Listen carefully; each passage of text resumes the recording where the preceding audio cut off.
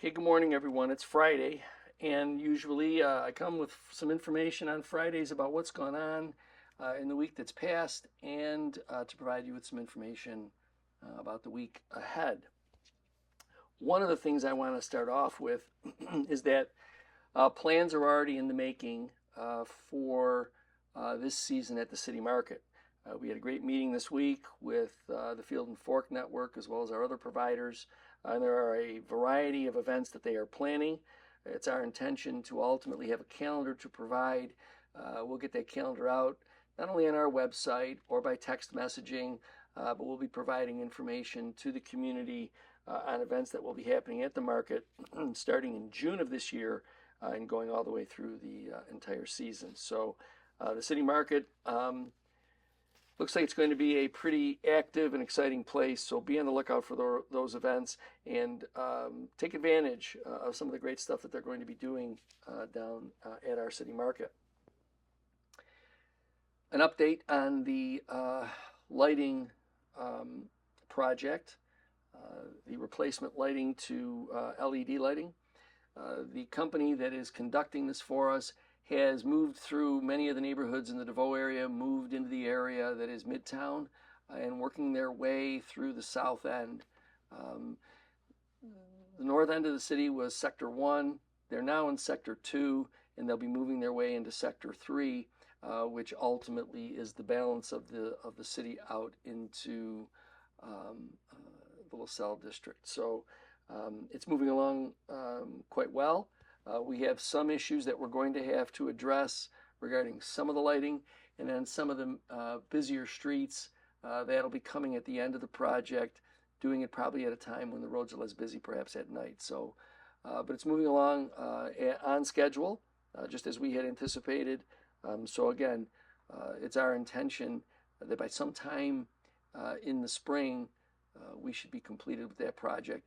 In the meantime, conversations are going on regarding what type of technology we may add to these fixtures in order to be able to, sort of enhance the use of the light fixtures with today's technology. I know that many times there are people who are wondering about city service and also perhaps wondering about employment. And I've had the opportunity to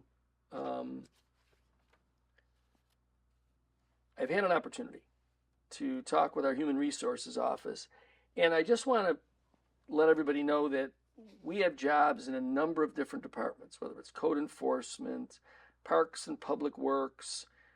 If you are interested in a career in law enforcement, but there are a number of positions, salaries ranging from the mid-30s all the way through the 60s and even into the low 70s. So many of these positions are available just by going to the city's website and looking for job opportunities.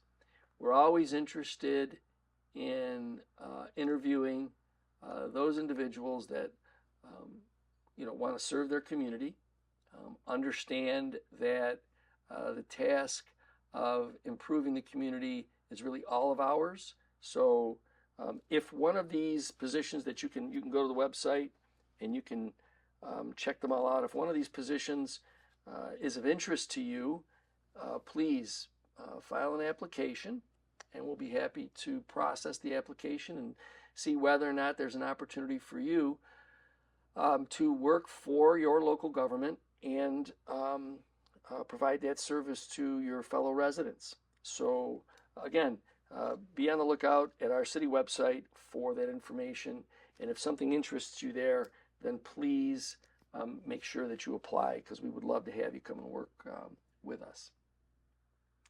So as I've explained to you in a couple of earlier times that we've spoken, you know that we are moving along with our acquisition of the property from the Milstein Group. And you also know that our research has uncovered that the park at the corner of 10th and Falls Street was never properly transferred pursuant to state law, and so as a consequence, the city of Niagara Falls still owns it. So, what is the response from the Milstein Group? Well, it's the typical response. It's sort of a gaslighting mystery tour of misinformation. You know, the last time, and the funny thing is that there are people who fall for it. It is reminiscent to me of something that happened many, many, many decades ago. You know, there was a great writer. His name was H.G. Wells. And H.G. Wells wrote a novel. The novel was The War of the Worlds. And he wrote that novel in the late 1800s. Then, in 1938, Orson Welles, in a radio broadcast, started talking about it, The War of the Worlds. And as people were listening, even though it was a narrative that was simply being told as a, sort of a hypothetical story, people believed it. They believed it. They believed that Martians were really coming, people from outer space, and there was panic. You know, that's kind of the way the Milstein Group behaves. They provide these crazy narratives. They talk about things that have no base in fact, and then there are people who believe it. Let me just say to all of you, take a look around at what the Milstein Group, NFR, what they've done in this community for now 28 years. And what they are doing now in terms of how they want to influence government by contributions and the people who they will prop up for government. You have to ask yourself, if they've done nothing in 28 years, and that's been their mission, and now they're losing that grip because we, the city, we're taking back some land. As a matter of fact, I've actually started having conversations about whether or not it makes sense with the support of others to take all of their property and simply remove them from the community. That's a bigger task. But certainly the task at hand is our effort to finally take possession of our own future and be able to develop something that they choose not to do. And this shouldn't be a surprise to us. You know, I'm going to ask these young men who are with me to follow me over to this little map. So this shouldn't be a surprise to any of us because they explained to us what they wanted to do. This is their map sent to us many, many years ago when they first arrived, right? If you take a look at the section that they've sort of marked off as their own, they're telling you what they want to do. Nothing. They're leaving it all empty. They're knocking down houses. They've eliminated the churches. They everything. So we shouldn't be surprised. They've basically told us that their intention is, and this map is theirs, that we just want to get this land and we want to leave it all vacant, knock down the homes, throw the people out that are living there, and just, leave it empty. That's what they're telling us. So we really shouldn't be surprised that they're doing nothing and that they choose to do nothing and that they want to tell stories that scare people and make people nervous or otherwise try to confuse people that maybe they really are going to do something. Again, I ask you all, please remember, we were promised a luxury hotel and spa at the Turtle. Drive down there. They still own the Turtle. It is a decaying building that they choose not to do any work on to maintain. We were promised a $100 million hotel and retail complex at the very site that the city has now been authorized to take by the courts. All that's there is a cinder block square and fencing. And that promise was made, sometime in 2006, 7, or 8. And the promise on the turtle, right around the same time or so. So in both instances, it's over a decade where they make representations and do nothing. So we'll continue to press ahead. I've shared with you as we go along the interest that entities have had in our ability to build the Park and Events Center. They're really interested in the possibilities for the city of Niagara Falls. And so I think that's something that we can have some hope and confidence in. We can have no hope and no confidence in a bunch of people who, by their own map, tell you we're not going to do anything. We're going to leave it all empty because they really don't care. And remember that the city of Niagara Falls didn't create that map. This administration didn't create that map. Niagara Falls Redevelopment created that map, and they're telling us we're going to do nothing. That's our intention, to do nothing, to just hold the property and do not a thing. So please don't be fooled by them. Don't get sucked in. Don't get into panic. Let's not revisit that, relive this, okay? So we enjoyed a little bit of warmth the last couple of days. Some of the snow melted, some of the things cleared up. You're going to be experiencing the great spring headache. It's called potholes. There are potholes everywhere in communities all across Western New York.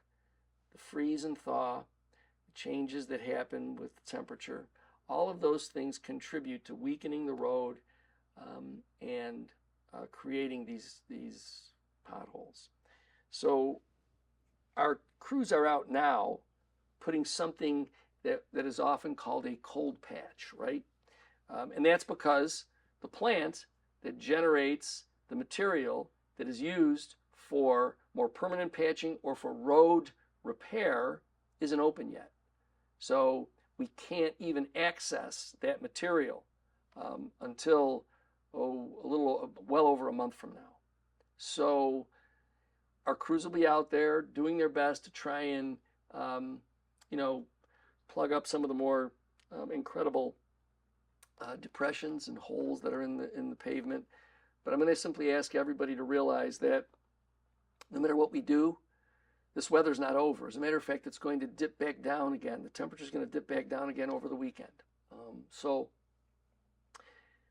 your patience and understanding, as well as your ability to be careful when you're on the street, just understand that the road condition is something that's going to take some time to heal, in part because of material. Again, the plant doesn't open until well over a month from now. And the fact that the repair that we do now is, by its definition, extremely temporary. And so if there's another change in temperature, or if there's other moisture, it could be washed away. But they're out there. As a matter of fact, they're out there today in different parts of the city, now that there is no snow, doing their best to try and fill some of these holes. So, the men and women that are working at Public Works, they know that we all struggle with potholes. They live here. They struggle with the same potholes. So they're working on those things. They're doing their best to try to address them as quickly as they can.